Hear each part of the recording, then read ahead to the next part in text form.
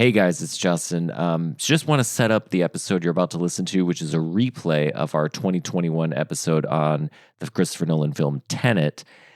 This is one of my favorites that we've done on this podcast. And so we wanted to replay it for folks 5 years later, just to see, you guys evaluate. You guys have now seen Tenet maybe more than once, maybe only once. But what did you think of the film? What do you think of our discussion? Let us know. And in 2 weeks, we'll be talking to Roxana Haddadi about one battle after another. So we're going to be shifting gears to 2025 films. So join us then. All right, now Tenet. Because this might be the inner chronicle of what we are. And we have to articulate ourselves. Otherwise, we would be cows in a field.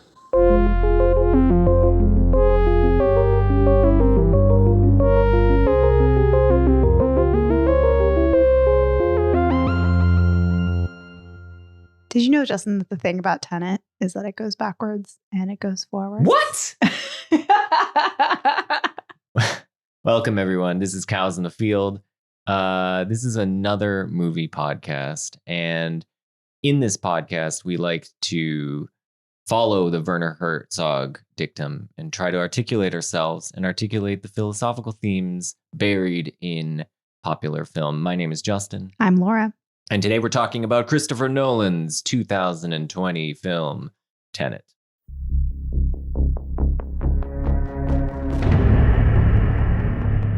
We all believe we'd run into the burning building. But until we feel that heat, we can never know.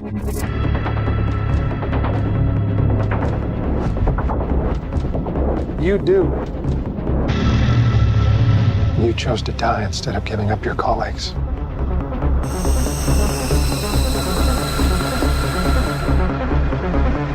That test you passed?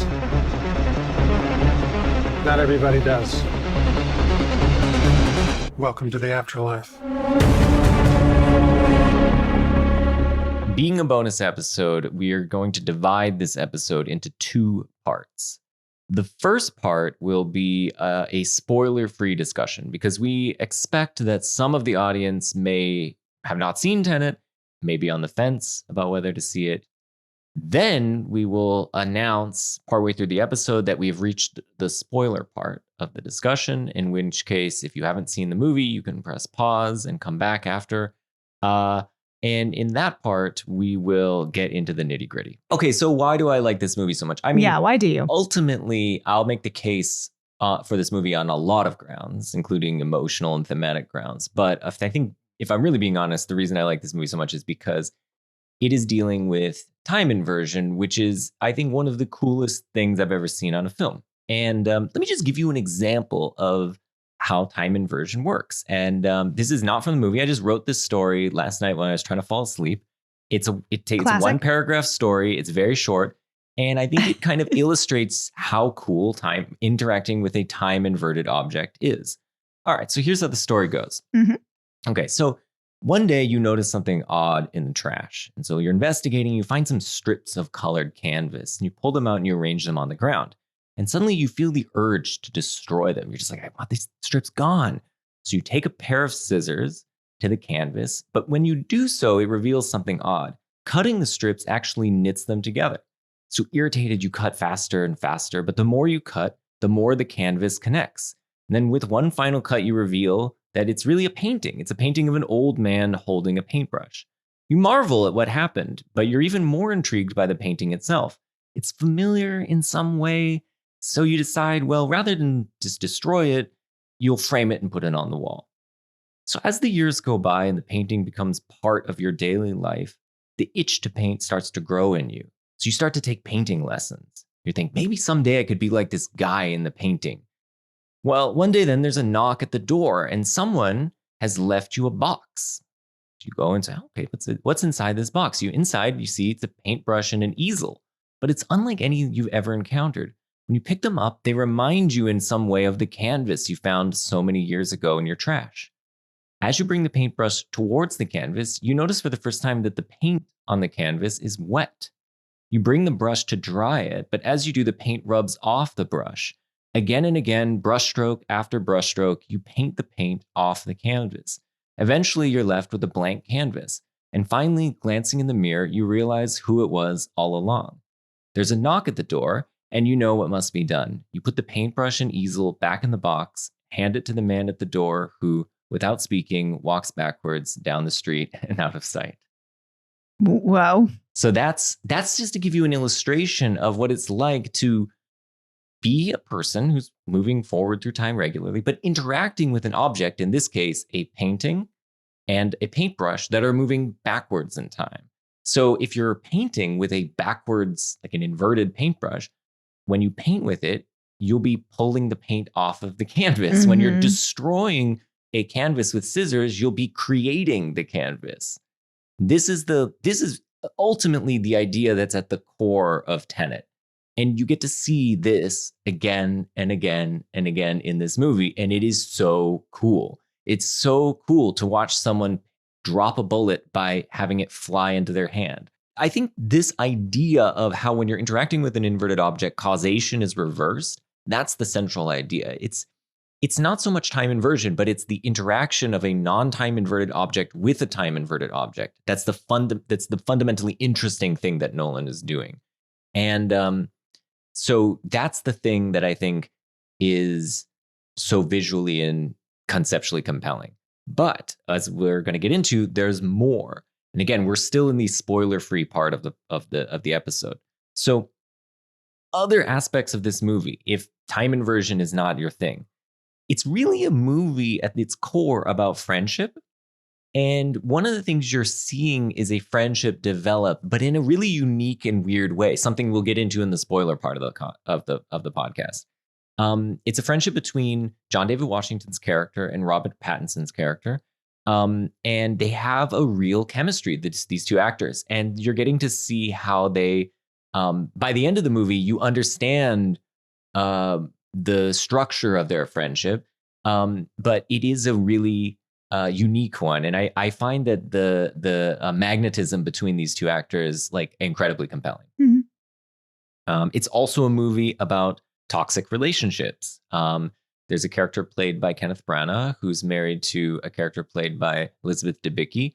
And they're in a very problematic, toxic, controlling relationship. And I feel like that is another point that although it's played broadly and with, very broad strokes or whatever, it's mirroring, I think, a real human thing. It's really, I don't know. Do you want to say more on this? No, absolutely. Yeah. I think, yes, like Sator, Kenneth Branagh's character is a full on like Bond villain. But like what Kat is going through in that abusive relationship is something that I think is quite common. And there's like what she's bringing emotionally to that film will probably resonate with a lot of people who've been in toxic, controlling, or just deeply unhappy relationships. I mean, I'm going to try to make the case that this central emotional core is between Pattinson and John David, but I think that Laura, you're going to make the case that the central emotional core is with Kat. Like the emotional core of the movie lies with her. And so with Debicki. So we'll get into this as we get, that's in spoiler land. Here's another pitch for the movie. It has an amazing score. Oh my God, the score is so propulsive.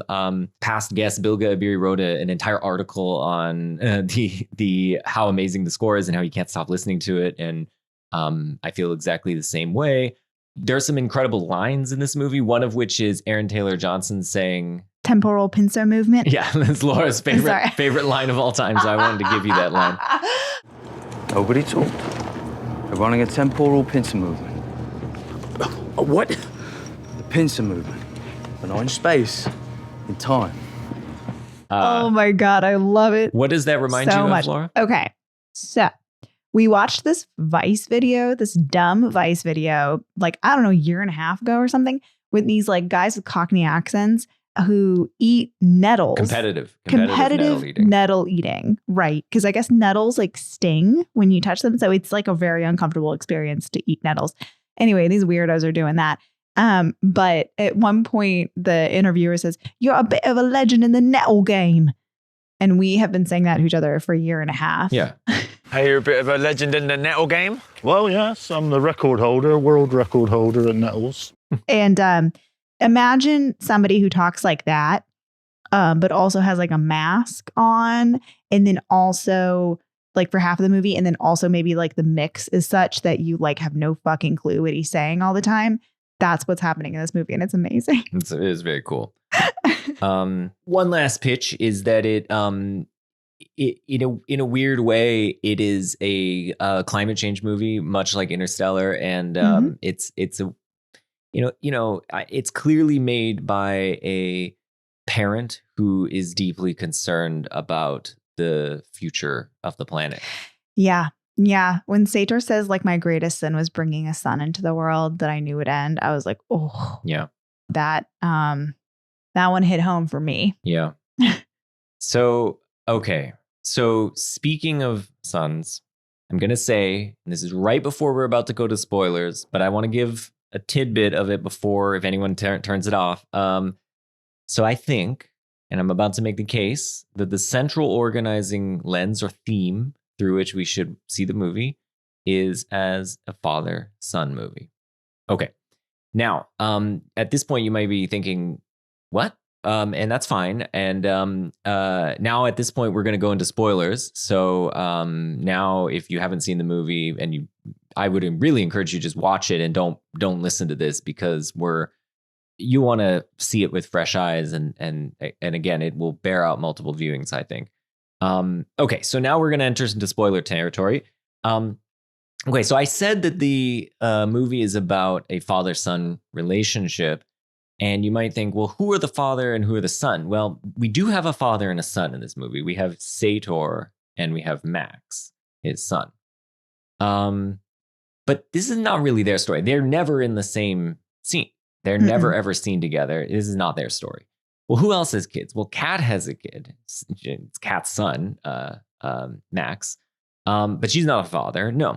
The father here that I'm talking about is the protagonist, John David Washington, and the son is Neil, played by Robert Pattinson. Okay, so here's why. Here's the basic idea. So if you go to the end of the movie and Neil says, "For me, this is the end of a beautiful friendship." So what we've learned at that point is that John David Washington goes on to found Tenet in the future, and he ends up recruiting Neil into the organization and mentors him. So now, once we learn that, that explains a lot of stuff. It explains a bunch of plot contrivances that would otherwise be huge, just like Deus Ex Machina stuff. Why does Neil know how to reverse bungee jump? Why does he know how to speak Estonian? Why does he have a master's degree in physics, right? Well, John David Washington knew he would need to know all these things. So in the future, when he's recruiting him, he makes sure that he knows those things. Now, that's just the first step. Now, presumably, we think young Neil here is being, he's interacting with John David as an older man, right? He's aged and he's, he's not his spry self that we see. So he's the mentor to Neil, but I think he's also his father. Why? Well, there's some reason to think that Neil's biological father is actually Sator, that Neil is in fact Max. Now, here's the evidence for this. And this is not I'm just taking from stuff that's been circulating in the internet. So the first piece of evidence is that Pattinson dyed his hair blonde, which to make it look like Kat's son, Max. And also Debicki has blonde hair. And the other piece of evidence is that Max, his full name would be Maximilian, the last four letters of which are L-I-E-N, which you reverse them as Neil. And then people have pointed that out online. So there's some reason to think that Max, namely the son of Kat, who she's trying to save, is in fact Neil. Okay, so if that's right, then what you're seeing is that John David Washington, at the end of the movie, is basically recruiting Neil, but when he sees Max, he's recruiting Max into Tenet. And maybe he's even marrying Kat, or who knows, right? He's, whatever he's doing, he's becoming either a father, an adoptive father, or a father figure to Max / Neil. If that's right, then now we can think about how Neil sees the protagonist, John David Washington. Well, he sees him as this amazing badass. He knows all this stuff. He's got all these wild stories, but he's also an old man, right? So for Neil, these are just stories, right? He's heard like all these exploits that the protagonist got up to. But then he learns that he's going to invert and go back to meet his father as a young man and get to see him in his prime. But he can't reveal any of this, of course, because he never did. And so their relationship is a father-son relationship, except the classical relationship of a father to son is inverted. Here, it's the son who ends up being the mentor to the father, at least on screen. Although John David mentors Neil off screen, on screen, it's the other way around. Neil knows he's part of Tenet, right? He knows everything. He knows the protagonist. He's met him before. He knows all these facts about him, but he can't tell him. So this explains why their relationship is so unusual at the beginning of the movie, right? They're just like, Neil comes in and he's a little bit tipsy at first, right? And Laura was wondering, well, why is he actually drinking, in the middle of the day? Yeah, it's a noon meeting in Mumbai. And well, I also thought that never seems to be a character trait ever again for the rest of the movie. He's so competent. He's so put together. He's so blasé. I was like, why is he all rumpled in this first scene? It doesn't make any sense.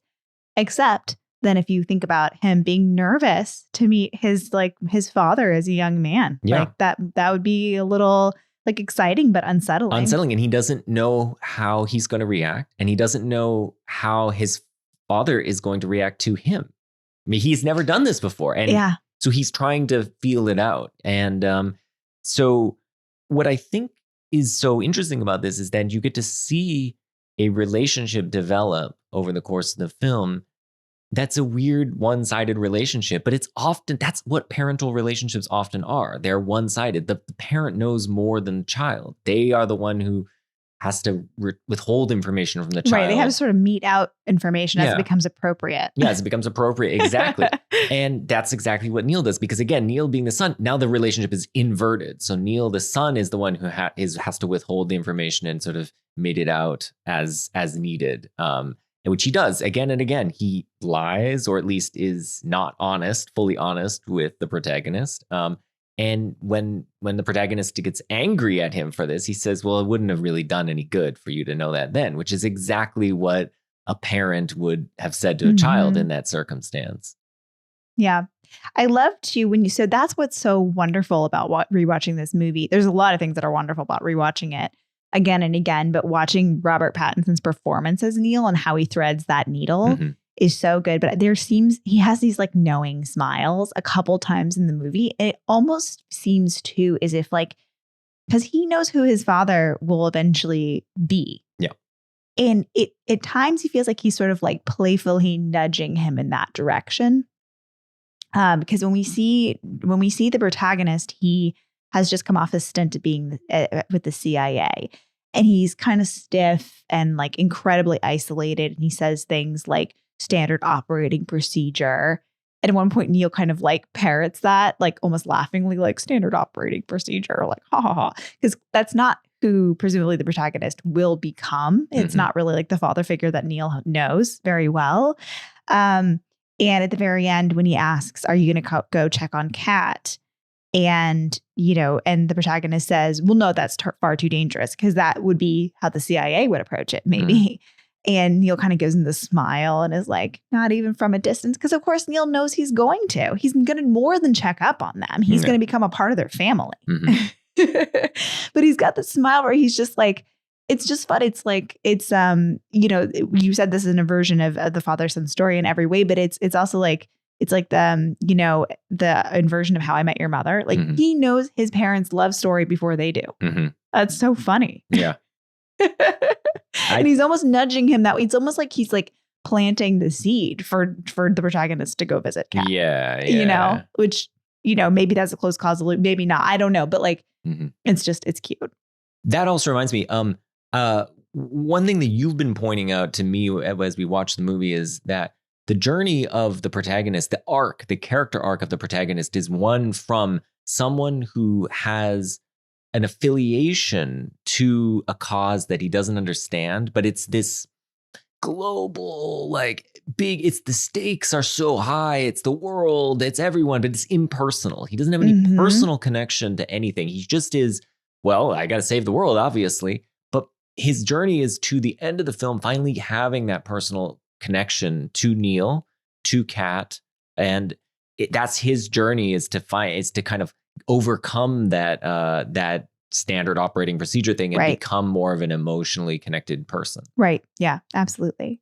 Okay, I want to zoom out slightly and contextualize this film within the broader context of at least two other Christopher Nolan movies. And the other ones I want to talk about are the two other big budget sci-fi epics. So this would be Inception and Interstellar.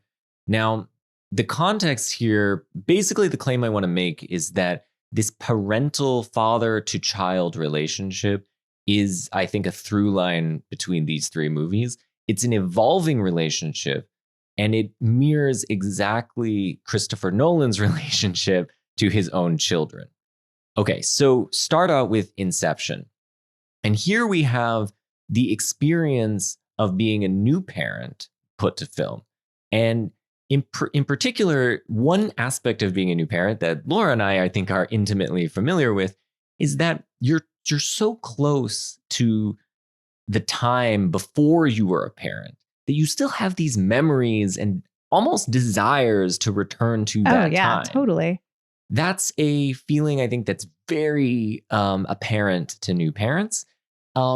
But it's also one that I think new parents feel a lot of guilt about. Mhm. In particular, you want to have time away from your kids, but you feel guilty when you're away from your kids. And I guess it's a twofold thing.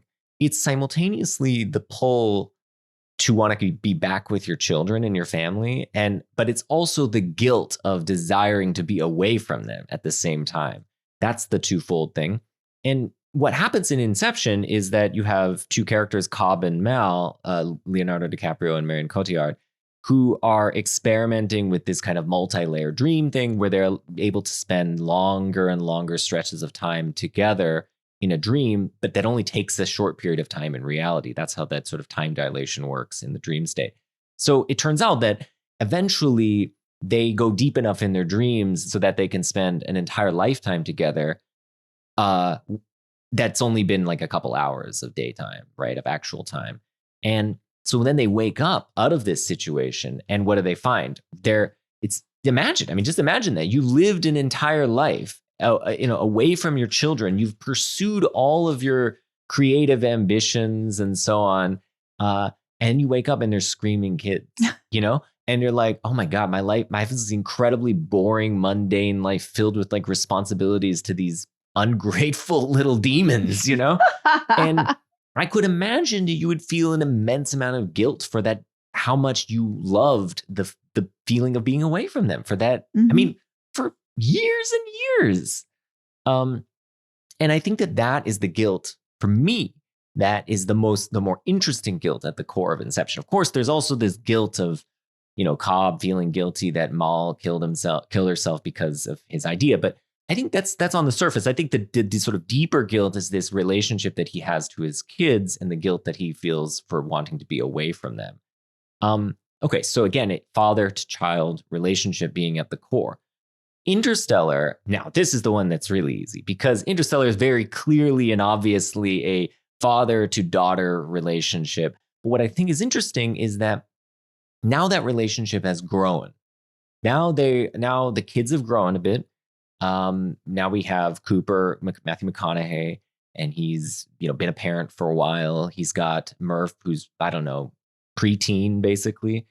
So he's not like, he has some pull to his old life, but it's not the same. He's not feeling guilt about it because he doesn't feel like there is any life to go back to. What he feels guilt about and his relationship is about what he can tell Murph, his daughter, about the truth of what's happening. The world is ending. The only way to solve it is if he gets on a ship, goes far, far away, and may never return. And how does he convey that to her? He doesn't. He just sort of says, well, I'm going to be back and I'm coming home. And, Murph is so confused that when Brand, the played by Sir Michael Caine, drives the truck back, Murph thinks he's back. Right. Murph's like, "Is he come back?" Because she thought maybe he would only be gone for like a day. Like he didn't convey in clear enough terms, partly because he didn't want to burden her with that information, the magnitude of the situation, and so he deceives her. Of course, deceit is another thing that's played out in that movie. You have Professor Brand deceiving his daughter Amelia and the rest of the world that he can't solve the gravity equation. Right? He says he can, but he really can't. And so here, the parental relationship is one where there's a kind of inevitable failure. Like you are doing your best to protect these people you love who you don't think can handle the enormity of the situation. So you deceive them, but then you feel guilt about the fact that you've deceived these people for their own sake. And this plays out with the relationship of Murph to her father, where she has to go through this experience of whether to forgive him or how she grows with that and so on. So again, it's a relationship of that's growing, a relationship that changes, and it goes into adulthood and so on. Okay, so now we've seen two sort of parent-child relationship movies. Tenet now, unsurprisingly, takes the parent-child relationship and inverts it, and that's what we're seeing. Is that now you have the relationship of the parent to child. Now the child is an adult. And what happens when a child becomes an adult is that's when the relationship inverts. The adult is now dependent on the child. As the adult gets older, needing elder care and so on, the child is less dependent on the adult. And in fact, the child is teaching the adult about stuff, teaching the adult about technology. How to use the iPad. Exactly, right. That kind of thing. The whole relationship has been inverted, much like the main theme of the movie. Hey, you never did tell me who recruited you, Neil. Haven't you guessed by now? You did. Only not when you thought. You have a future in the past. Years ago for me, years from now for you. You've known me for years. For me, I think this is the end of a beautiful friendship. But for me, it's just the beginning. We get up to some stuff. You're gonna love it. You'll see. This whole operation's a temporal pizza. Whose? Yours! You're only halfway there. I'll see you at the beginning, friend. So I think that is one of the key ways of thinking of this movie. Is really can be thought of as a thematic trilogy about the evolution of the parent-child relationship, going from young parenting in Inception to sort of, parenting, adolescence in Interstellar, finally parenting adults in Tenet. I was thinking too about like the Neil protagonist thing and about adult relationships with your parents and parent relationships with their children. But so when we're at the end of the movie, Neil has already had a long relationship with the protagonist. And this is the end of that journey for him. And it's the beginning for the protagonist. He's only known Neil for like a week. So he's got years and years and years to know Neil, Max, Neil, whatever. Yep. But I was thinking in terms of the parallel there with the children and parents that you're pointing out, like if you're a 20-year-old person, your parents have had a very active, conscious parenting relationship with you for 20 years, like before you were conscious, right? Like there's so much parenting stuff that's happening right now with you and me that we are never going to forget with our kid. And like, he has no idea. He has no idea. That's right. He has no idea. And then when they're kids and teenagers, they're taking all that for granted. I don't think they're really, unless they're like railing against their parents, my mom doesn't let me do that. My friend's mom lets. But like, I don't think I certainly as a child and as a teen was not that conscious of the kinds of like sacrifices, choices, parenting things that my parents were doing for me. I was more of a thinking about like what they allowed me to do and didn't allow me to do, like when my curfew was. And so like that relationship maybe doesn't consciously start for me until I'm an adult. And then I'm actually thinking about my relationship. So it's sort of like the starting point is different for me than it was for my parents. who have been consciously thinking about their relationship with us. And then maybe don't think about me as much day to day now, right? I'm gone. I've left the nest. Like the sort of heavy lifting has already happened for them. And the heavy lifting, sadly, there may be some heavy lifting in my future, right? As That's my right. parents age. Exactly. Yeah. I mean, it's also, it's interesting too, in that one aspect of the aging process is the loss of memory. Right. And not for everyone, but for many. And, losing that relationship, then the burden to maintain that relationship goes to the child rather than the adult. So that's another component of it where, in a weird way, although John David Washington's character is very young, but he doesn't know he's like the adult at the end of the relationship who doesn't know the child and anymore, and he's going to find out who the child is, right? And I don't know that there's a lot of the themes of Inception in this, but there's certainly the same. There's the resonance with Interstellar in terms of Neil, as you pointed out, like withholding certain information and sort of having to kind of thread that needle. Yeah. You knew it was me coming out of that vault. Why didn't you say? It's a lot of explaining when someone's about to put a bullet in their own brain. But afterwards? Things the same. I knew it'd be okay. It's happened. If I told you and you acted differently, who knows? Policy is to suppress. Whose policy? Ours, my friend. We're the people saving the world from what might have been. So, I don't think that Nolan has had like a super strong history with his lady characters. I think his most compelling characters and his most compelling protagonists have tended to be men.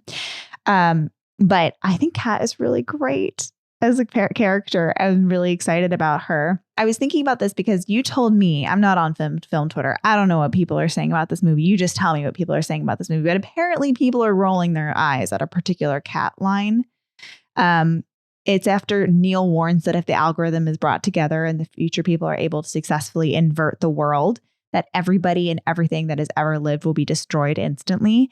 And Kat says, including my son. Yeah. So that's the one everyone laughs at and thinks, and they say, yes, obviously it follows as a logical deduction of everyone will die, that your son will die as well. Okay. My response is shut up. Is that following the Werner Herzog dictum to articulators? I think that's right. I think Werner would be okay with that. Me saying, shut up.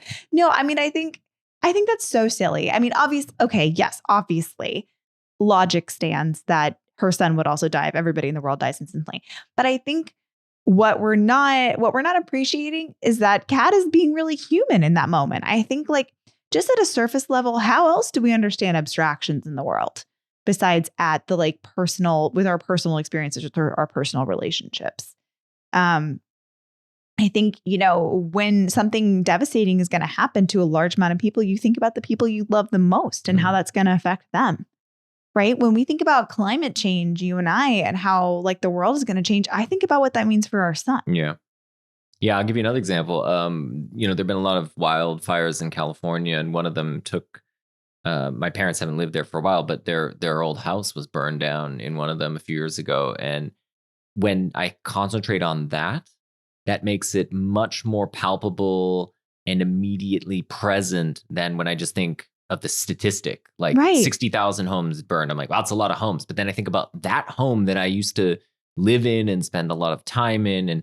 And then I see the pictures and it's gone. And I go, whoa, that's like, it feels so much more real. Yeah, of course. I mean, I think, and storytellers know that, right? Like that's why Spielberg colors the coat in Schindler's List. That's why there's a love story at the center of Titanic. Because if we just watched hundreds of people die on a boat for 2 hours, like that would not have the same resonance as watching Rose lose Jack.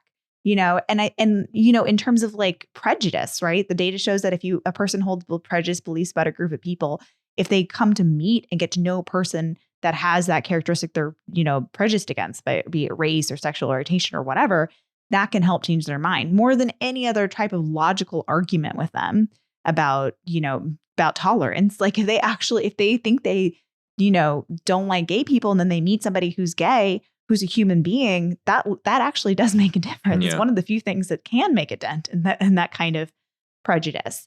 So I think when Kat says, including my son, she's just responding the way that literally we all do. It's just that she's saying it out loud. And maybe it sounds silly when it's in a movie and said out loud, but I just think it's like deeply human and normal. So that's my rant on that. Okay. But I think what's more interesting about that is like how we're setting up the contrast between Kat's perspective and her motivations and the protagonist's. Because I actually think like the protagonist is a total weirdo here in that, he's totally committed to the fate of an abstract concepts of like the fate of the world and people out there and future generations, right? Like he does seem to be animated by like statistics, as you said, more than his personal relations, because it seems like he doesn't have any, and, he seems to maybe like actually consciously avoid having personal relations because they get in the way of what he goes there to do. That's the test that he passes. That's the test. Yeah. He'll sacrifice himself for anyone. He doesn't value his own life. He doesn't even know these guys. They're just his team. Yeah. Right. And, Sator calls him a fanatic for that. He's like, he's devoted to something he doesn't really even understand. And he says shit like standard operating procedure. And he admits that he's willing to take out women take a woman hostage. He's willing to put Kat in further danger, for his own goals, because as he understands it, like, he's trying to prevent World War III. Yeah. Well, I mean, that's a pretty good, it's a great motivation. I'm just saying it's not how most people work. So meanwhile, Kat is on the complete extreme end of things. She's completely and utterly focused on the circumstances surrounding her and her son, and she cares about nothing else. And she's explicit about that. And I think, as I already expressed, I think that's pretty universal to think that way. But I also think it's like her tunnel vision is a symptom of being in an abusive relationship. And, her life is a living hell, and she's completely consumed by what's like been sort of emotionally wrought upon her. She's by her own anger and her misery and her desperation to be with her son, and also her desperation to be free of Sator, and the way that those conflict with one another, and her shame, and maybe even being tempted to be away from her child so that she can be free of Sator. Yeah. She has no emotional energy left for anything else. Yeah. She could not really give a shit about the future generations of the world right there. And I don't blame her for that. She's just trying to survive. Yeah. And that's a good point. Actually, can I just on that point that like her initial clash with the protagonist on the boat is over exactly that. Yes. She's like, why did you save him? Because this is just to put the context. She has tried to kill Sator by flying him off the boat, right? And so he drowns. But the protagonist saves Sator, and she's like, "Why did you do that? Like, I want to get him out of here so that I could be free of him." And John David is like, "Well, I need him, and it's about more." She's like, "I know he's a bad guy, and you're obviously working with. You've got some big plan and everything." But like, and he's like, "Well, it's bigger than all that, right? It's bigger than you can imagine." And but she's just like, "Yeah, but like, I got a circumstance too. Like I got a bad situation too." Right. Yeah. They're sort of teaching each other, because she does come to help. Right. So he's like, it's bigger than that. It's bigger than you. It's so much. He's so much more than you think, than the bad guy you think he is. And meanwhile, later, Kat says when she does become on board, right, she becomes a pivotal part of the plan. She keeps Sator from killing himself so that they can take apart the algorithm again. She says, the chance to save my son, you can't know what that means to a mother. And he doesn't know what that means. He's not, he will know soon enough, when he becomes a surrogate father, but he really doesn't understand that human experience. And she is not in a place to be able to sort of understand his perspective either, but they're meeting in the middle. Yeah. You don't see it happen, but you know that it will happen, because you know that there's more to come in the story of Tenet. But yeah, so I think that's all really cool. And I think for me, I mean, I love the first half of this movie, actually. I thought like the setup was really fun. But as soon as she sits down at that dinner table and starts telling her story to the protagonist, really raw and vulnerable, about, the living hell that she has with her husband, and this failed attempted betrayal that now has like completely shackled her to him. I was all in on this movie from that moment. I think Debicki's incredible in it, and I love the cat character. She's complicated. You know, she's proud too. Like she's desperate, but she says like, "Oh, I don't need your redemption." You know, and I love too that, you know, she kills Sata on her own terms. Like, and she's just like, fuck it. Those boys can figure it out for themselves. You know, like she's like, I'm helping a little bit, but you guys are taking too long and I'm not going to rub sunscreen on this guy's back anymore. Have you ever tried to rub sunscreen on somebody's back you don't like? It's really gross. And that sound. The sound. Yeah. Sorry if that was too much in the mic. But no, it was, the sound effect is hysterical. The Foley on that is like real strong. But like, I think she's just like, fuck it. Like I played your game for a little bit, but like, no. I can't have him think he won. Like I have to have this is her time. It's my time, you know? And like, I think that's great. I love her. She's strong and she's sassy and she's proud. But she's also like destroyed.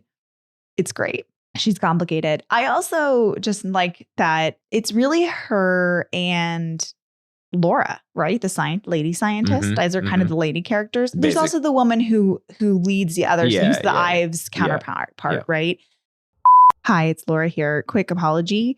The lady scientist is named Barbara, not Laura. Clearly that was wishful thinking on my part. I read an article that called the scientist lady Laura many, many times. But it's not Laura. I checked it on IMDb and on Letterboxd. This is Clemens Posey we're talking Clemens Posey. Yeah. Her name is Barbara. But I like that we've got Laura and Kat, who are both like sort of like two people that have committed their lives to studying materials and trying to understand where they come from in time, in space and time. I mean, it's cool. I think it's cool, right? Like Kat's job is to analyze works of art and assign it value. And a huge piece of that valuation is how old it is and where it's been, its provenance, right? Yeah. And its origin. Its origin, right. Exactly. Right. Which is, you know, based on how do you determine its origin besides the style of the hand, right? Is its age. And so she's using X-ray technology and stuff to try to understand, try to trace the paper's movement through time. Right. And then meanwhile, Laura is trying to trace the bullet's movement through time, but from the future. Those objects are inverted. But I just like those two science ladies. Her is just sort of audible She's so sigh bored. when he asks her so I need to know the stakes here. He comes in and he's all all right, so give me the stakes, lady.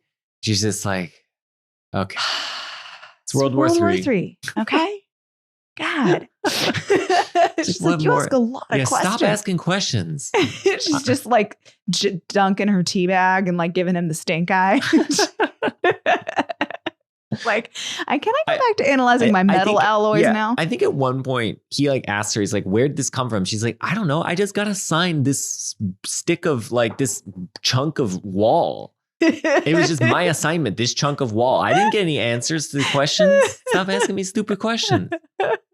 I think this movie is really funny in places. I think it's intentional. I don't know if we'll talk about we'll do a funny recap. Okay. We'll do funny recap cool. at the end. All right. That's my moment on Kat. Good pitch on Kat. Thank you. I think that, especially when you think of it in the context of Christopher Nolan and his sometimes less than Dead stellar diversity among his cast, in particular among, not having many female leads. And he's got a lot of dead wives in those movies. Yeah. Okay. So point taken, right? But no, so then whatever. to have Kat's a awesome. strong female character who is in many respects, she's not fighting like the protagonist, but she's in the mix. I think this movie's a three-hander. Yeah, all good points. Yeah, I saw some article in Vulture that said she was sort of that Debicki's character is saddled with this arbitrary emotional arc of it's the only emotional arc of the movie, and it's stupid because she cares about her kid more than the rest of the world. And I'm everything about that makes me angry. Yeah, but that's what I mean about these takes on this movie were they saw the movie Monday and they had to write the review in less than 24 hours and they couldn't go back and rewatch it. What are you going to do? It's very hard. I think it propelled a lot of people to write very surfacey, criticism of this movie. And it's very easy to criticize on the surface. All Nolan movies are incredibly easy to criticize on the surface. On the surface, you're just this is stupid. It doesn't make any sense. There's no emotions. There's no characters. Everyone's just like an archetype. Like literally in Inception, it's like director, editor, producer, right? Like those are the characters, basically. This movie, the character's name is the protagonist. Like there's so much, and he says, I'm the protagonist, right? There's so many things where it's like, this is self-parody. Yeah, but he says it cool. He's like, I'm the protagonist That's of true. this story. He's fucking cool, man. But I think that's all so easy. It's like, don't reach for the, well, I shouldn't get on my high horse here, but it's such We an both easy, had our rants now. It's such an easy critique. It's like, dig a little deeper, right? Like Eames says, don't be afraid to dig a little deeper. Dream a little bigger. Right? He says that in Inception. Yes. Yeah. Sorry. All I was right. just thinking about how Eames and Ives are similar names. So speaking of digging a little bit deeper, there is this interesting feature of John David Washington's performance, which is that, and character, which is that his character has no name. He has not really any personality. He also, I mean, he has a personality in the sense that he's quippy and he's stuff. sassy and he likes words. Yeah, but he has no clear backstory, no clear motivation for what he's doing. Why is he willing to sacrifice himself? We don't know. We have no idea. That cracked me up, by the way. The part where like when he first gets introduced to the word Tenet and he's like, I quit. And then the guy's CIA's just like, here's guy, the word. he's like, well, I have this new thing for you. The stake, it's all about, what is it, like the fate of the world? And John David Washington's just like, what is it? I'm in. He just quit. Yeah. Sorry. So easy criticism is like, okay, well, this is like underdeveloped writing or something, right? Okay, fine. But when you dig into it, you start to see, okay, well, what is it like to interact with an inverted object? Okay, so to drop an inverted bullet is to hold out your hand and have the bullet fly back into your hand, right? That's what it's like. It's cause and effect are reversed. What you're seeing first is the effect, the bullet being there, and you're first, and then you see the cause. The cause comes from your perspective after the effect. So what we're seeing in this movie, here, I'll give you another example of this. So when he first exits the airlock and he's inverted, the puddle starts to move before his foot even raises to go step in it, right? You're seeing again the effect of him stepping in the puddle before the cause. So what's happening with John David Washington's character? Well, so normally if you're just interacting in a normal way with the world, the cause would precede the effect. So the cause of joining Tenet would be like, oh, I don't know, this thing happened to me and it made me really care about time inversion or whatever, and then I get into Tenet, and that's what like gets me into it. But here the cause and effect are reversed. So him being pulled into Tenet is actually being caused by him in the future pulling, in a certain respect, him as the bullet in this case back into his hand, namely Tenet. Why? How he's doing that is he's planting all of these obstacles and problems and characters for him to interact with to pull him in. So he's drawn ultimately into this inevitable future outcome by the forces of reverse causation. And so I think that explains, to some extent, why he just willingly goes along with everything that's happening. In a way, it's familiar in some weird way, just like if you were to sort of have dropped a bullet and that by that flying back into your hand, you would have to have like formed the intention of dropping it, but again, you're going to drop it in reverse, right? So it's that same thing of like somehow that causation is inverted. And so he's being pulled along and he can't really understand it or explain it, but he's just going with it. I think the other thing that's interesting about that is it explains a little bit to why he has no name or backstory, because what we're seeing is his backstory. Right. We're seeing the backstory of who he will eventually become, namely the founder of Tenet. So in a way, he is this blank slate at this point in his like career as a character. But we don't know that. So that's why when the first time you watch the movie, you're thinking, this is very weird. Like this guy has no name. He doesn't have any story. What's going on? How am I supposed to figure out who he is? And I think the answer is you're learning who he is. He's becoming who he is in a way. And I think that fits with the overall theme of the movie. Okay, so another thing that I want to talk about is the metaphysics behind Tenet. In particular, the picture of time that the movie presupposes, which is basically a kind of block universe picture. So the idea here is that time is really understood as a fourth dimension among all the other spatial dimensions. You have three spatial dimensions, you have a fourth temporal dimension. And so moving in time is then analogous to moving in space. If you were to imagine the block kind of arrayed from a sort of atemporal perspective, you could move, left, right, up, down, and so on. But then there'd be a temporal dimension as well. Of course, when you take that atemporal perspective, you sort of see everything, all space and all time, unchanging. You just see it as it is, just for all time. And I think that dovetails with Neil's line that he says throughout the movie and then repeats at the end of the movie, where he says, what's happened happened. What's happened has happened. And so I think that is that's sort of the ultimate picture of the movie. And this is something I want to come back to actually about, John David actually says at one point, this reversing the flow of time, doesn't that mean that if we're here, we've already succeeded? And he's right, I think, on this picture. In a sense, the fact that time was never inverted shows it will never be inverted. And so they have already succeeded. But then, as Neil points out, that's not an excuse to do nothing. It just means it's an expression of faith in the mechanics of the universe. You still have to play your role within this greater scheme. One question that comes up, though, in this picture is whether the characters have free will in such a universe. And so take, for instance, Neil at the end of the movie. So Neil knows that he was the one who picked the lock for Ives and the protagonist at that final underground layer or whatever. Yeah, whatever that is. He realizes that he's like, oh, okay, that was me in there. So now at that point, he knows he has to go back and invert and then pick that lock and help them. Now, you might think at this point, does he have free will? Can he choose to not do that? And I think the answer to that is, well, yes and no. Of course, he will do it. So will here is weird. He will, from the temporal perspective of where they are moving forward. Sorry, from his temporal perspective moving forward, he will do it. Of course, that what he's going to do is in the past. Right. So right, from protagonist perspective, he already did it. He already did it. Exactly. Right. So it's already happened. But you might wonder, well, can he not do it? That's the sense you might wonder about whether he has free will.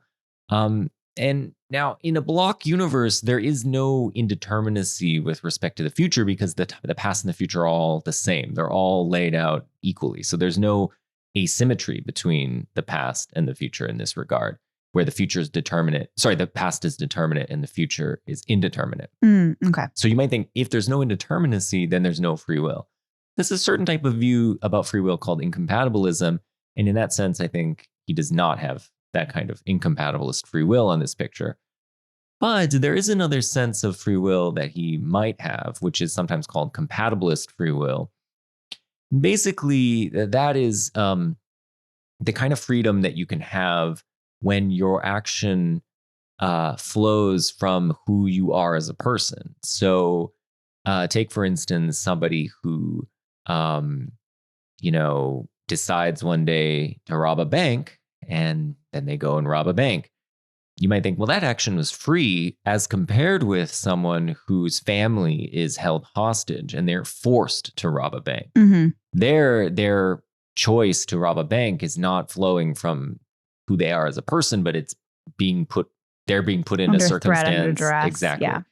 And so the sense in which the first person has free will is what's sometimes called compatibilist free will. It's free will that's compatible with, notice I didn't need to say whether there was any indeterminacy in the laws or, that kind of thing. This is a kind of free will that's compatible with there being no indeterminacy and no sense in which, And nonetheless, we would still, I think, talk about them as having freedom, and we would, and that sense of freedom dovetails with how we feel towards these two people. In the one case, we feel that person is deserving of punishment and so on, and resentment and that kind of thing. But the other person who was doing this under duress, we don't feel that way about them. We treat them very differently. And so that's a sense of freedom that is compatible, a sense of freedom that these characters, including Neil, can have. So you could say, well, yeah, he in some sense doesn't have to do it. That he will do it will be It's out like of who he is. who he is as a person. I see. Right. Okay. As opposed to, say, Kat, who doesn't have that freedom to leave Sator because he has put her in a situation whereby he's holding her and her child hostage. Mhm. Right. So another thing that you get out of this picture is when you see the block universe from the atemporal perspective, there's a symmetry in the laws of nature. The laws of nature can, picking any point in time, can be extrapolated backwards to predict what would happen in the past, and extrapolated forwards to predict what will happen in the future. So you might think then the universe is in a sense, from a certain perspective, completely symmetrical. But it turns out that it's not entirely symmetrical. And that's because entropy only seems to flow in one direction. So entropy, by that I mean, is that there seems to be an increase in the amount of entropy in one direction. So if you were a god looking at the universe, you would see there's an interesting asymmetry. There's a kind of left and right to the universe that is built into the direction with which entropy increases.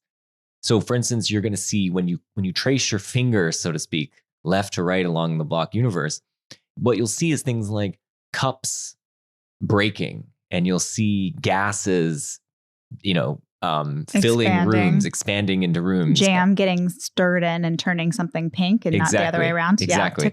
Yeah. We should reread Thomas Stoppard's Arcadia at some point. Yeah. So okay, but that's Arcadia. And if you trace right to left, what you see is those processes reverse. Yes. Right. So there is this kind of asymmetry in the entropic state of the universe, and that's this asymmetry in entropy that many people think could provide a basis for the direction of time, and that's the thing Nolan is working with. So this idea of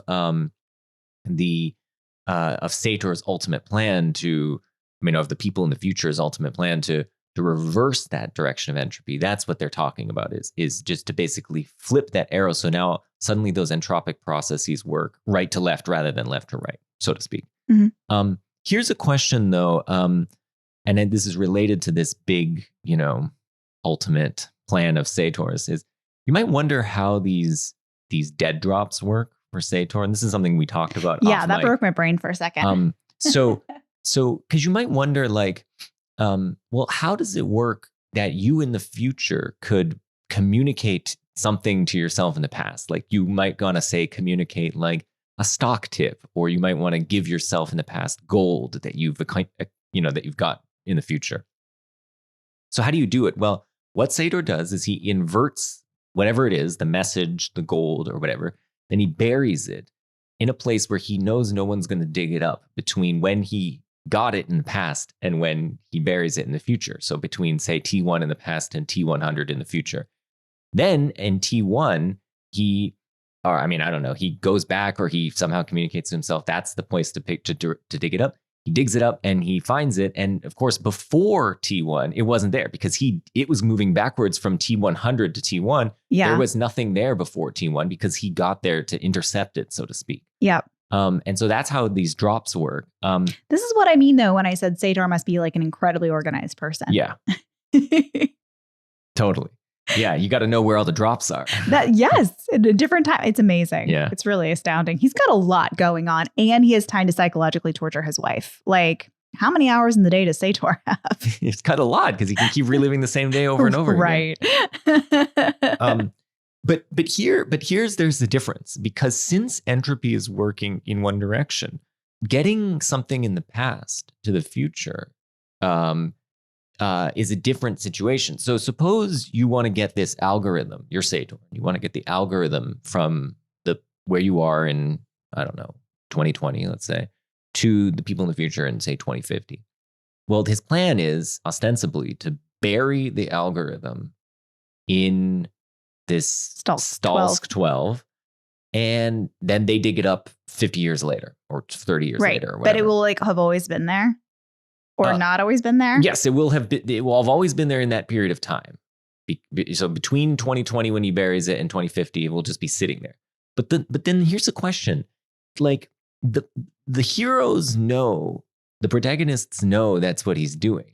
Mm-hmm. So like even if they don't succeed in, can't they just dig it up? Like there's like a lot of time between 2020 and 2050, let's say, where you could just go and dig it up and like steal it. I don't really know. Well, what the plan okay, but then was. there's like this thing about when Sator dies, it like sort of signals immediately to the future Yes. that it's there, and there's no time between that when Sator dies and when they're able to dig it back up again. Then the future will able to get I see. to So it. you're thinking the future people sort of, they know that it's going to be there in 2020. So they come back, they invert themselves back to that point, and then they just dig it up immediately after he does the signal. No, I wasn't thinking that. Because what I'm worried about is that there's a lag between when they get Right. it and when he buries it. And Mhm. anytime in that lag, somebody could come and just grab it. And anyone who knows it's there could just grab it, unless he's like protecting it or something. Okay, so that's one question. Okay. I'm not sure. Yeah, my brain hurts because like even if there's just like a 5-minute gap between when Sator dies and it comes together, Mhm. and Sator's like, it's together, future people come get, like, by the way, it's buried there. Wouldn't that sort of like signal mean that future people can like immediately get it? Sure. Like we don't know how his signal works. Yeah, I don't understand. So the this, way his like, signal works is it could be like, it's like an email. They say it's like an email bomb or something. an email right? bomb. So it's something like it just is timed to go off in the future at, a certain time, right? It's like an email that gets scheduled and then is sent in the future. So that can be I effectively instantaneous. That's Yes. fine. But then they have to know, and maybe this is what you're saying. Then they have to say, okay, so that email bomb was sent, let's say, to January 6, 2020. Let's suppose that's when he did it. So then they say, okay, we got to go back to Jan 6, 2020 and go grab this thing. Uh-huh. That's what they would do. I see. Yeah. So that makes sense. Okay, that makes sense. Fine. But they don't have time machines. If somebody's having to go like just invert themselves for 20 years Yeah. or whatever. Yeah. Ugh. Yeah, that's what they would do. What a nasty job. Yeah, that's what they would do. And then that's why I think he's also thinking, Right, because they're there's gonna no get the guarantee that algorithm- 20 minutes later, or 20 years later, it's still Yeah, actually exactly. physically They just go back and get there. it. Yeah, they go back and get it, and then they just use it right then. That's But why see, I think but he I- thinks it's going to happen instantly. That they're going to just grab it right then, use it, and Yeah. everything goes to shit. Right, that's what I was going to Yeah, ask. yeah, Because yeah. they're like, if the algorithm's together, then like, boom, everybody dies Yes. instantaneously, is what they said. Not Well- everybody dies, like in 20 years. But I guess, yeah. It doesn't take time. Yeah. Right. No, but this is the other thing that's relevant to what John David Washington says is that we already know that the world continues in the standard entropy way after that scene, this Dallas 12 scene, and the Vietnam boat scene. Why? Because most of the movie has already taken place in that period of time. Right. So we already know the universe doesn't stop then, or whatever. The universe doesn't end then. So in a way, we already know that Sator is going to fail, Mhm. at least in this regard. I mean, maybe later this will change, the things will change, but for what he thinks is going to happen, namely the world's going to end right there. We already know it's not going to end right there, and Right. because he has gone on to do other things, and that's the Right. way the block universe works. It's always been Right. that way. Even if Sator does not go on because he is dead at this point. Yeah, well, he's going to die at that point. Yeah. But that other Sator, who is the one who's going to eventually come back Live for and one loop- more week. Exactly. Yeah. He's still going to live for a still week. live for a week. So exactly. you might think that, okay, so if you think of it that way, you might think, well, then this movie's boring because the end is a sort of foregone conclusion. We already know that he can't succeed. But I think what's interesting is that there's still a fun in playing out the role that you already know is going to happen. And if you think about it, what is that like? It's a little bit like being an actor. You know how the script ends. You know the arc of your character. And in particular, if you're a stage actor or Mhm. something, you've played the part 100 times. But there's still a fun in playing out the role that's been assigned to you. Mhm. Maybe it's a little bit different each time, or also maybe it's just fun going through it with an audience, right? Revisiting the same scene again with an audience. It's a little bit like maybe the fun of what it's like for a director to screen his movie for people, right? You know how it's going to end, but still it's fun to go through it go on that adventure with another group of people and have them experience it for the first time. So I think there is this kind of, unsurprisingly, perhaps, this kind of meta-reflective element of the Nolan, of this movie, a little bit like Inception, where he is playing out this idea of the movie itself as embodying the tenets of for him for filmmaking or as for exhibiting the film. And this is also something that Nolan talked about in the book with Tom Schoen. He talks about how film itself was the first time, I mean, with photography, but then also with moving pictures, the first time that humans were able to capture time and manipulate it. And you get to see, you know, there are a couple ways we do this with moving pictures, right? We can speed it up. So we can have fast motion, we can have slow motion, and we can reverse, and we have cuts too. So there's this manipulation of time that you get with movie making that mirrors the manipulation of time that the characters are engaging in Tenet, right? And that is borne out in that the special effects in this movie are all basically just them filming people walking backwards and people walking forwards and interacting. That's basically the whole special effect. And it's super analog and simplistic. You know, once we were going for a walk the other day and Justin was like, do you know how they did that scene where John Washington steps in a puddle? And I was like, I think I do. And Justin's like, they just had him step in a puddle. And I was like, yeah. Justin's like, it's so cool. It's very cool, though. It just looks really cool to watching a puddle step in reverse. It is very surreal. Neat. It's very cool. I'm with Kat, though. The birds are weird. That's like really crazy weird to watch. Yeah. Yeah, it's so simple. It's so simple. And yet, you know, we, without film, would never be able to see such an thing. And that was the thing he was getting at, is that, like, you know, like in Memento, the movie plays backwards, but you could have done Memento as a story, you know, very easily. Just chapter to chapter is a new scene. But every chapter plays forwards. It's just that the next chapter comes before the one you just read. And you could do that in a story, but you cannot do what he's doing in this movie in any other medium. Yeah. It doesn't make sense. Our minds, you can't do it in the audio format because you take the words we're saying and reverse it. It's not going to work. No. One. You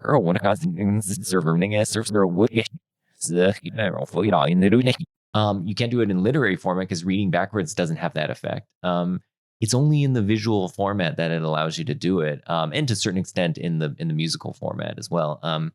So I think this is really cool, and I can sort of see where Nolan is coming from, where he sort of thought this movie is kind of you know, the movie that will get people back at theaters because it's the, you know, it really shows the power of filmmaking, what filmmaking can offer people that no other form of media can. And, you know, I think that's kind of cool. It's so cool. Yeah. Yeah. I mean, there's a lot of movies that are brilliantly filmed and visually striking that don't have like a compelling narrative. And maybe some people think that about Tenet just because it's so complicated. But, you know, we watched a Terrence Malick movie the other day.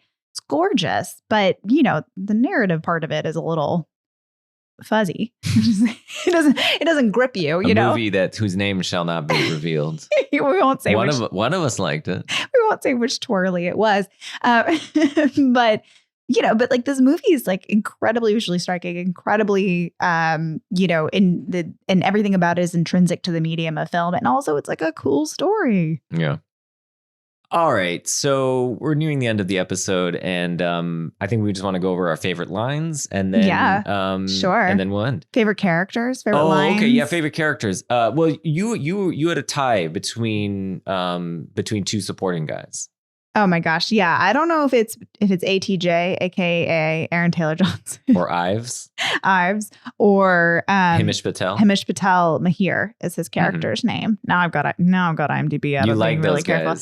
Oh my god, I think on the third watch, Hamish Patel lapped ATJ. Really? Yeah. He's, I mean, like, the vegetarian thing is pretty funny. The vegetarian, he's just the way he delivers it. He's sassy. Yeah. I don't know, like even like when he's timing his breath and you know, Pattinson's kind of cocking, he's like 45 seconds ample. And Mahir's just like, you're gonna be running.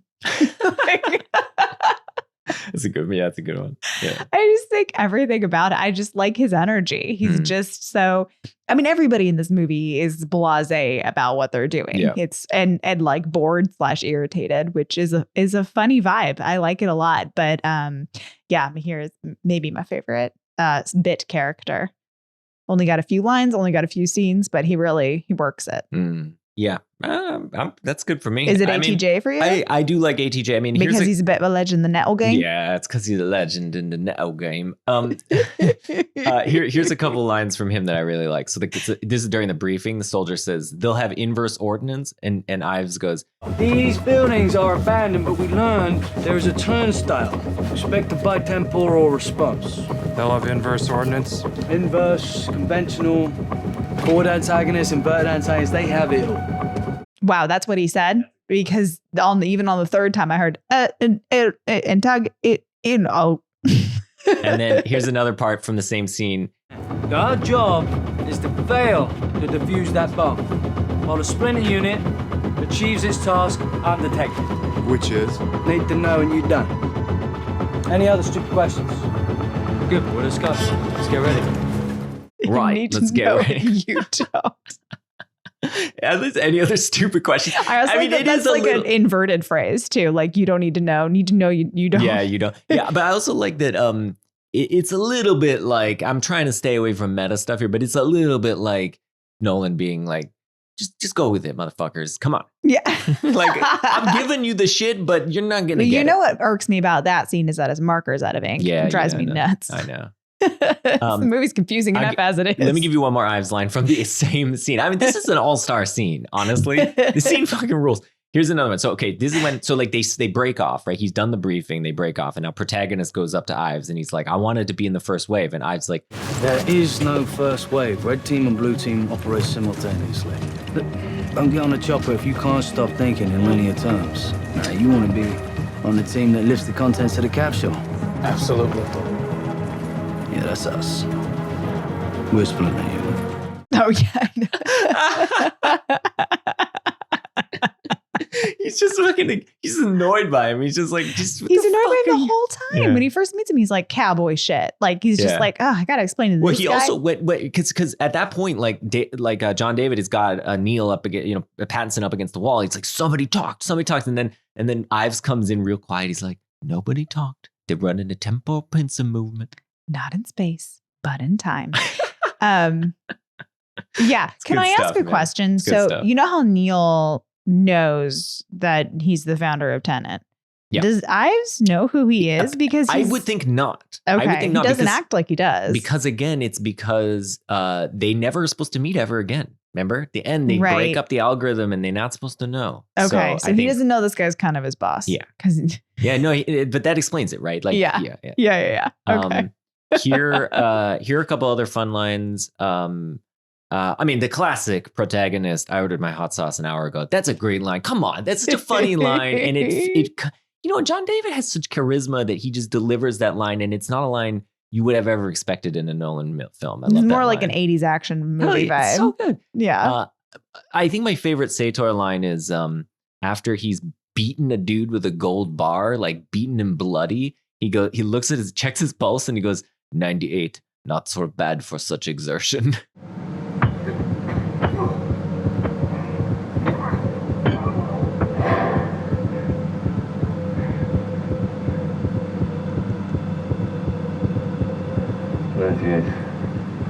Not bad for such exertion.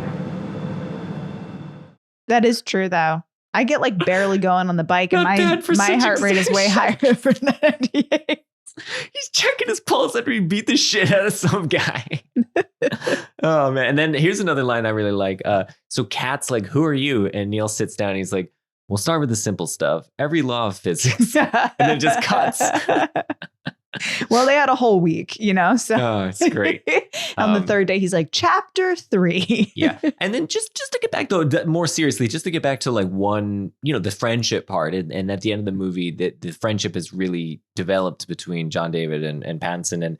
But the part what really gets me every time, I really love is right after they've done the inverted go through the 747 crash, and they get on the other side and he's basically, and John David is like, why didn't you tell me that was me who came through the turnstile? And he's like, look, you didn't need to know you were going to like kill yourself at that time. It just wouldn't have been good. And he says, our policy is to suppress. And protagonist says, whose policy? And then Neil says, ours, my friend. we're the people saving the world from what might have been. And they're like high five. And it's just one of these moments he always calls him my friend. And I feel like Pattinson just delivers that in such a earnest and loving way. And I just find it, I don't know, maybe I just like when people say my friend. I think it's like a nice thing. And it's kind of like antiquated. But I find that very like endearing. And I think that's the part where the friendship has really been kindled. And I really love that line. Yeah. It's fun too, because, you know, like it's cool to watch people do their job really well and like be really, you know, just sort of almost like blasé about it. That is a certain kind of cool, right? Like walking away from a explosion, like with no emotion. And this movie, everybody's doing really cool stuff and just sort of being like, it's a Tuesday. Yeah. You know, but you also like want to see a little bit of celebration. Yeah. My only note for this movie, if we were going to make it like 3.5 hours instead of 2.5 hours, is that I wanted more Neil and protagonists like making the plans for their various heists. Yeah. You know, you get like tiny little snippets of it. The protagonist being like, we need 4 cars. One needs to look, you know, what? We need a fire truck. We need a fire truck, an 18-wheeler that can't be the same. You know, he's like, but they're just sort of on the go, and Nolan cuts it together so fast because there's really not time for it. But I would love that. I would love more the like buddy cop heist movie vibe. Yeah. And more time for you know, Robert Pattinson to play in that pool. Yeah, I agree. No, that'd be nice. That reminds me of one other aspect that you were mentioning before, which is how everyone's so blasé about everything. Yeah. And I was thinking that like that is the natural reaction of someone who has gone through the same event 4, 5, 6 times, right? Yeah. Because the whole movie is people doing temporal pincers, right? So like seeing what happens and then being like, yeah, okay, that was me helping myself then. So that means I'm gonna have to go invert and go back through this and do this and that to make sure that it always was that way, right? And you see this at the end where it's solemn, where Neil realizes that it was him back in the mine saving the protagonist's life, getting shot. He doesn't know he's going to get shot in the head. The protagonist knows, but he doesn't know. But he's like, that was me back in there because I was the one who picked the lock. And then protagonist knows that he's going to get killed. But Neil's just sort of like, well, just got to thread another stitch in the fabric of the mission or whatever. And that's just this sort of attitude of like, yeah, we're just kind of retracing our steps again and again and again. And so, yeah, you might be a little bored. You're like, I've seen it. I've been there a couple times. Just doing it over and over again. Temporal pincer is cool, but at its core, it's replaying something. And, you know, replaying things is way boring. Yeah. And I think you and I were talking about this earlier, but like every time they temporal pincer, they're sort of like adding more to their to-do list. Yeah. You know, because they see things that have to have always happened. Yeah. And they have to make them have always happened. I got to go back and do it now. Yeah. So that's it. That's Tenet. We like this movie a lot. We hope that, you know, this episode gave you something to think about. We're curious if you have thoughts about Tenet. Tweet at us at CowsPod. We're Team Tenet, in case you haven't noticed. We're Team Tenet. Are you red room or blue room though? That's the real question. Red room. I don't get. Blue's so confusing. Blue's too confusing. I want to be in the blue room. You can find us online at cowspod.wordpress.com. As I said, we're at cowspod on Twitter. Please, if you enjoy listening to us, leave us a review on Apple Podcasts and a rating. And we look forward to the next episode, which won't be a bonus episode because this is sneaking in. This is pincering in between the conversation and Groundhog Day. But the next episode will be Groundhog Day with Kieran Satya. So look forward to that. And I think that's it for this one, right? Yeah.